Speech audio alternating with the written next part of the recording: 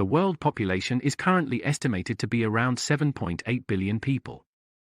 If the world, or even specific areas in the world, become overpopulated, it can cause serious economic and environmental problems.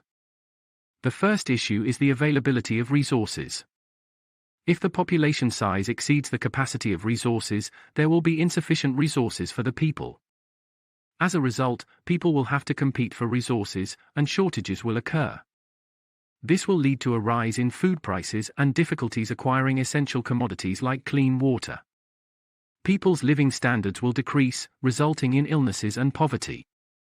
The second major consequence of overpopulation is the size of a population's carbon footprint. As population levels increase, so does the need for energy to sustain them.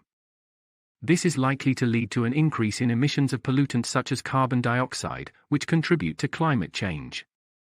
Global temperatures are likely to increase, leading to extreme weather conditions, melting polar ice caps, rising sea levels, and extreme drought and floods.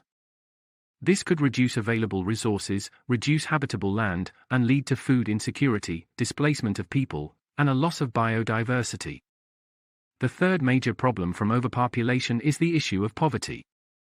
Overpopulation in certain areas can cause unemployment and poverty to rise.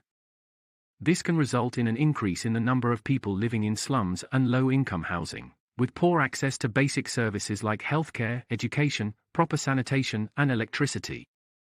This will lead to an increase in diseases, malnutrition, and a decrease in living standards. Overpopulation in certain areas can lead to social unrest and protests as people struggle with food and resource shortages. This in turn could lead to civil wars, conflicts, and refugee crises. In conclusion, if the world becomes overpopulated, it could lead to serious economic and environmental consequences, such as resource shortages, climate change, poverty, and social unrest.